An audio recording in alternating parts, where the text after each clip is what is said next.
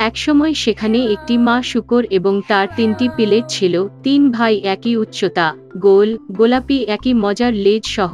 সমস্ত গ্রীষ্মে শূকরগুলি সবুজ ঘাসে খেলেন, রোদে পোড়ায়, পদে ফোড়ায়। তবে তখন শরৎ এসেছে। একদিন আমার মা বলেছিলেন তাদের শীতকাল নিয়ে চিন্তাভাবনা করার সময় এসেছে। তিনি তাদের একটি বড় বাড়ি তৈরি করতে বলেছিলেন। ছোট ভাই বলেছিলেন শীত এখনো অনেক দূরে। মাঝ ভাইটি বলেছিলেন যে প্রয়োজন হলে তিনি নিজের বাড়ি তৈরি করবেন এবং বড় ভাই নিজেই বাড়িটি তৈরি করার সিদ্ধান্ত নিয়েছে। ছোট এবং মাঝের ভাইয়েরা তাদের গেমস খেলা ছাড়া কিছুই করেনি। এটি প্রতিদিন আরও বেশি ঠান্ডা হয়ে উঠেছে। ছোট ভাই খড়ের বাইরে বাড়ি তৈরির সিদ্ধান্ত নিয়েছে। মাঝ ভাইটি ভেবেছিল শীতে খড়ের ঘরে খুব ঠান্ডা লাগবে। সে সিদ্ধান্ত নিয়েছে ডুমুর এবং ডুমুর থেকে একটি বাড়ি তৈরি করবে। সন্ধ্যা নাগাদ তাদের আবাসন প্রস্তুত ছিল। তারা নিজের উপর খুব গর্বিত ছিল এবং তাদের বিল্ডিংয়ের যথেষ্ট পরিমাণে অর্জন করতে পারেনি। এখন তারা মুক্ত ছিল এবং যা খুশি তাই করতে পারত। তারা তাদের বড় ভাইয়ের কাছে গিয়ে দেখার সিদ্ধান্ত নিয়েছে যে সে নিজের জন্য কী ধরনের বাড়ি তৈরি করেছিল। বড় ভাই নির্মাণে ব্যস্ত ছিলেন। তিনি পাথর প্রয়োগ করেছেন, মাটি গোজা এবং আস্তে আস্তে নিজেকে একটি নির্ভরযোগ্য, টেকসই বাড়ি তৈরি করেছেন। ছোট ভাইরা তাদের বড় ভাইকে কাজে পেয়েছিল। তিনি কী ধরনের দুর্গ তৈরি করছেন তা দেখে তারা খুব অবাক হয়েছিল।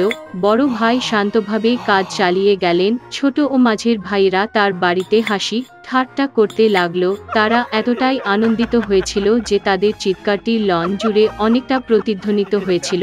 বড় ভাই চুপ করে থাকতে বলল, কারণ নেকড়ে শুনতে পেল। ক্লাউড ছোট এবং মাঝের ভাইরা আরও বেশি আনন্দিত হয়েছিল।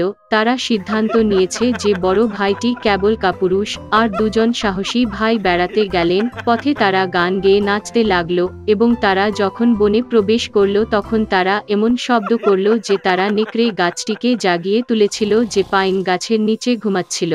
অসন্তুষ্ট ও ক্ষুধার্ত নেকড়ে সেই জায়গায় গিয়েছিল যেখানে দুটি বোকা শুয়োরের চিৎকার এসেছিল। ভাইয়েরা আনন্দের সাথে হাঁটলেন এবং নেকড়ের সাথে তারা কিভাবে সহজেই আচরণ করবেন তা নিয়ে কথা বলতেন এবং হঠাৎ তারা একটি বাস্তব জীবিত নেকড়ে দেখতে পেল। তিনি একটি বড় গাছের পেছনে দাঁড়িয়েছিলেন। তার চোখ ছিল খুব দুষ্ট এবং এক বিশাল দাঁতযুক্ত মুখ। ভাইয়েরা এতটাই ভীত হয়েছিল যে তাদের পাতলা লেজগুলি কাঁপতে কাঁপতে কাঁপতে কাঁপতে থাকে। নেকড়ে লাফ দেওয়ার জন্য প্রস্তুত। সে দাঁত ছিঁড়ে এবং ডান চোখটি পলক করে। শূকরগুলি হঠাৎ তাদের হুঁশ হয়ে আসে এবং বনজুড়ে চিৎকার করে পালাতে ছুটে যায়। ধুলার মেঘ তুলে তারা প্রত্যেকে নিজের নিজের বাড়িতে ছুটে গেল। ছোট ভাই দৌড়ে তার খাঁজ কুঁড়েঘরের কাছে এসে নেকড়ের সামনে দরজায় ধাক্কা মারল। নেকড়ে বড় হয়ে দরজা খোলার দাবি করলেন। ছোট ভাই ভয়ে ভয়ে একটা কোথাও বলতে পারল না। তখন নেকড়ে ফুঁকতে শুরু করল। হালকা ছাদ তাৎক্ষণিকভাবে ছড়িয়ে পড়া কুঁড়েঘরটি থেকে উড়ে গেল। নেকড়ে একটি গভীর নিঃশ্বাস নিয়েছিল এবং দ্বিতীয়বার ফুঁসে উঠল এবং সেই ছাঁচের ঘরটি সমস্ত দিকেই উড়ে গেল। নেকড়ে খুশি হল, দাঁত ছিটিয়ে তার ছোট ভাইয়ের উপর ঝাঁপিয়ে পড়ল, কিন্তু শূকরটি চূড়ান্তভাবে ধাক্কা মেরে দৌড়ে গেল। সে ছুটে গেল মাঝ ভাইয়ের বাড়িতে। ভাইরা নিজেকে লক করে রাখতে এবং একে অপরের দিকে হতাশ হয়ে তাকিয়ে থাকে। নেকড়ে রেগে গিয়ে ফুঁকতে শুরু করল। বাড়িটা খানিকটা জিজ্ঞাসা করা। নেকড়েটি দ্বিতীয়, তৃতীয় এবং তারপরে চতুর্থ বার উড়ে গেল, তবে বাড়িটি তখনও দাঁড়িয়ে ছিল। নেকড়ে একটি দীর্ঘ নিঃশ্বাস নিয়ে পঞ্চবারের জন্য উড়ে গেল। ঘর কাঁপতে কাঁপতে ভেঙে পড়ল। ধ্বংসাবশেষের মাঝে কেবল একটি দরজা কিছুক্ষণ দাঁড়িয়ে ছিল। ভয়াবহতায় শূকরগুলি তাদের বড় ভাইয়ের বাড়িতে ছুটে যায়। নেকড়ে তাদের পিছনে ছুটল। তিনি নিশ্চিত যে এবার শূকরগুলি তার কাছ থেকে পালাবে না। শূকরগুলি দ্রুত, এমনকি বড় আপেল গাছটিকে আঘাত না করে দ্রুত পেরিয়ে যায়। আর নেকড়ে ঘুরতে এবং আপেল গাছটিকে আঘাত করার সময় পেল না, যা তাকে আপেল দিয়ে কভার এঁকে রেখেছে। একটি শক্ত আপেল তাকে চোখের মাঝে আঘাত করল। নগ্নের কপালে একটা বড় গোঁফ লাফিয়ে উঠল। এই সময়ে ছোট এবং মধ্য ভাইয়েরা বড় ভাইয়ের বাড়িতে ছুটতে এবং দরজাটি বোল্ট করতে সক্ষম হয়েছিল। নেকড়ে দৌড়ে দরজার দিকে গেল, বড় হয়ে দরজা খোলার দাবি করল। ছোট ভাইয়েরা খুব ভয় পেয়েছিল এবং এর বিনিময়ে কিছুই বলতে পারল না, এবং বড় ভাই জানত যে শক্ত পাথরের ঘরে তার এবং তার ভাইদের ভয় পাওয়ার কিছুই নেই। তারপরে নেকড়ে আরও বাতাসে চুষতে শুরু করল, সাথে সাথেই উড়ে গেল। তবে যতই এটি উড়ে গেল, একটি পাথরও সরল না। এবং তারপরে তিনি তাকিয়ে দেখলেন ছাদে একটি বৃহৎ প্রশস্ত চিমনি। সে সাবধানে ছাদে উঠে পাইপের নিচে যেতে লাগল। শূকরগুলি একটি গন্ডগোল শুনেছিল। বড় ভাই তাৎক্ষণিকভাবে অনুমান করলেন যে বিষয়টি কি ছিল। তিনি তাড়াতাড়ি কলসির দিকে ছুটে গেলেন। এতে জল ফুটছে এবং আইডি আপনা ছিঁড়ে ফেলেছে। নেকড়ে নল দিয়ে নেমে সোজা কলসির মধ্যে পড়ে গেল। চোখ কপালে চওড়া। কাঁচা নেকড়ে একটি বুনো গর্জন নিয়ে ছুটে গেল এবং ছুটে গেল বনের দিকে, এবং তিনটি ছোট শূকর তার দেখাশোনা করেছিল এবং খুশি হয়েছিল যে তারা এত চালাকভাবে দুষ্ট ডাকাতকে একটি শিক্ষা দিয়েছিল। সেই সময় থেকে ভাই এবং তাদের মা এক ছাদের নিচে একসাথে থাকতে শুরু করেছিল।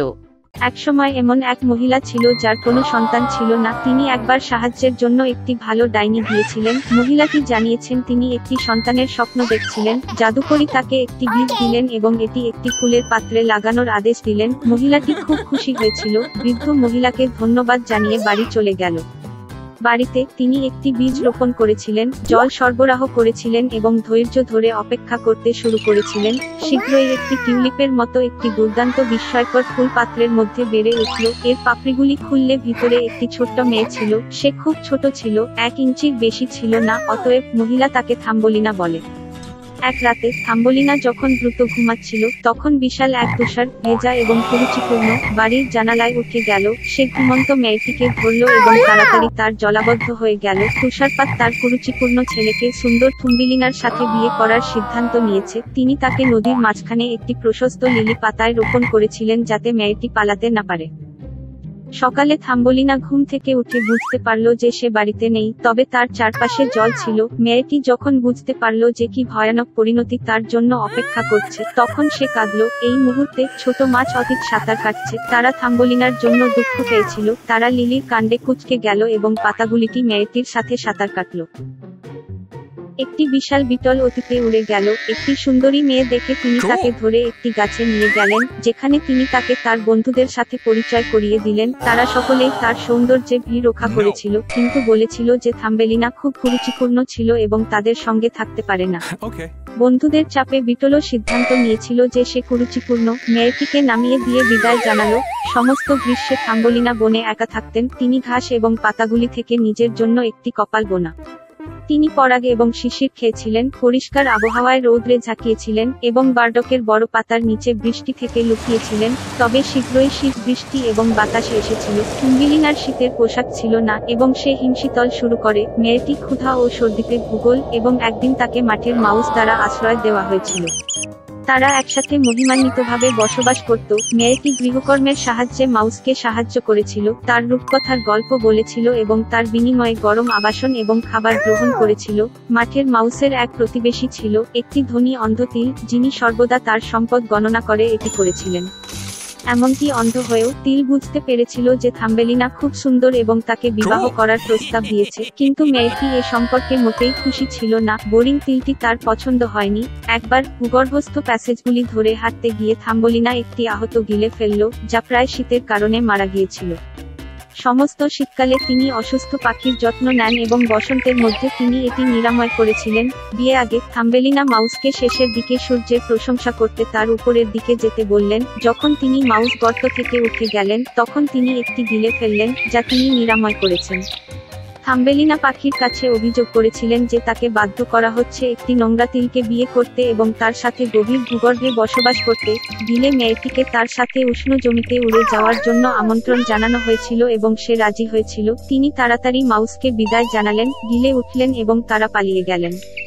একবার এক দুর্দান্ত দেশে থাম্বলিনা সুন্দর ফুলের সাথে বিশাল এক ঘাট দেখতে পেল। তিনি বেঁচে থাকার জন্য নিজের জন্য সবচেয়ে সুন্দর ফুলটি বেছে নিয়েছিলেন। হঠাৎ তিনি ফুলের মধ্যে দেখতে পেলেন তার মতো একটি ছোট্ট মানুষটি, কেবল ডানাযুক্ত। এটা ছিল ধনুকের রাজা এবং একটি ফুলের প্রতিটি ফুল বাস করতেন।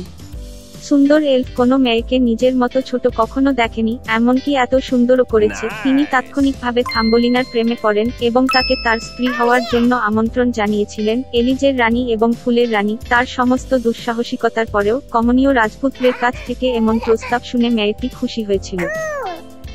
তিনি আনন্দের সাথে রাজি হন। একটি ছোট্ট হাত দিয়ে থাম্বলিনা কেড়ে নিল এবং একই মুহূর্তে তার পিছনে দুটি ডানা হাজির। এখন সে এলভাসের রানী হয়ে উঠেছে এবং তারপর থেকে তারা সুখী জীবনযাপন করে।